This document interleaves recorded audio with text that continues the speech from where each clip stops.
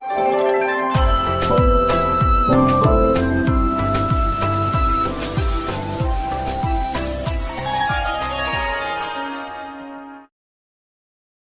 जगन्नाथ मु दिवाकर दास आपण मान प्रणाम करुच्चे। अनेक कहते मालिका हो सारा पर आपण मैंने कहीं कहते भक्तबंधु ये आपण मान मालिकार किसी पद आम कौन घटना घटला कहूँ कहीं आपण को जनईदेवाई चाहूँ पूर्वर लिखाई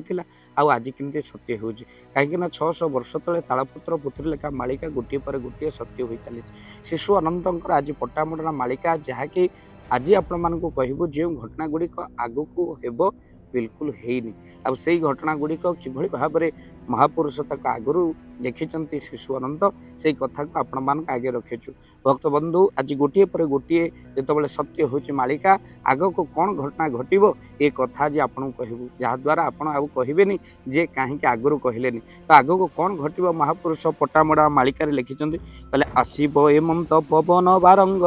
घर द्वार न रहिब लक्ष लक्ष मड़ा भासी जाऊे किए बाता को खाइब कहले समय एमती आसब एमंत पवन एमती पवन हो घर द्वार आ गोटे भूमि उपर रही घर द्वार शून्य उड़ लक्ष लक्ष मड़ा पड़ो आउ किए बाता को खाइब कहले पतंग आसबे लक्ष लक्ष हो नर देह को दंशिबे धर्मा धर्म मान रहे न रही केही काहा को न मानिबे। भक्त बंधु कहले लक्ष लक्ष पतंग आसबे नर देह को दंशन करिवे आ पुनश्च महापुरुष कहते कहले कन्या संगे पिता श्रृंगार करिब सकल लज्जा को एड़ी एकाले जानिबु बारंग सुंदर कली जीव देश छाड़ी। भक्त बंधु कन्या संगे प्रीति करिब पिता ये कथा को आग को अनेक थर आम कहूँ कि आग को भयंकर ये घटना सब घटव आउ पुनश्च महापुरुष कहले कहले एमंत काल रे 13 अवतारे भ्रमु थिब 5 भाई गुपते भ्रमिबु उत्कल मंडले क्या चिन्ह न दे आम 5 भाई 5 सखा माने महापुरुष लिखिंट अति गुप्त भाव में से माने भ्रमण करुथे बोले महापुरुष लिखिंट। भक्त बंधु आ गुप्त भाव में क्या चिन्ह न दे महापुरुष कहते से भ्रमण करुथे कहले भकत मोहर रहिबा पाई कि जेते कर्म कली सार आउ दिने पुता न होइब ए मर्ते मोर पुणी अवतार चतुर्दश जन्मे पूर्ण जन्म मोर आउ जन्म हेबु नाही निर्वाण होइण गोलक मंडले रही जीवु आमे तही ये हूँ शेष जन्म आउ आमर जन्म हेब नाही बोले महापुरुष कहते निर्वाण हो सहित महापुरुष कहले कहले आउरी कथाए कहिबी नंदन ज्येष्ठ भाई लक्षण बलराम दास संगे भ्रमु थिबे विजय कल्की नारायण बलराम संगे कल्की नारायण स्वयं भ्रमण करुथिबे कहले सका सोदर भाव को नंदन जेबे ज्ञाने आचरिबे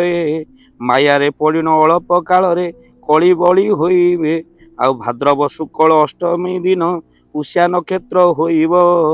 पढ़िवा बालक झड़ी पड़ी थिबे वज्रघात रे सरीब। भक्त बंधु अनेक वज्रघात रे पाठ पढ़ुवा पिला मध्य मृत्युवरण करेंगे से समय कौन ना भाद्रव शुक्ल अष्टमी दिन पुष्या नक्षत्र पड़ी था। भक्त बंधु से दिन पाठ पढ़ुवा पिला वज्रघात मृत्युवरण करेंगे कहले उत्कल मंडल नित्य रास स्थल गोलक मंडल सार उत्कल मंडले जुग क्षेत्र होई रहिब एकाम्रपुर। भक्त बंधु भाद्रव शुक्ल अष्टमी दिन पुष्या नक्षत्र पड़ुव जो दिन समय जहाँकि आपण मानकर आगुआ महापुरुष कहते तेणु पढ़ुवा बालक वज्रघात मृत्युवरण करेंगे कहले बारण बेल को क्षण पशिबु पषण दिन तुही चरण तले किंकर होइण पामर अनंत कही पुरुष प्रसव करुथिब सुत नारी होइब अंडीर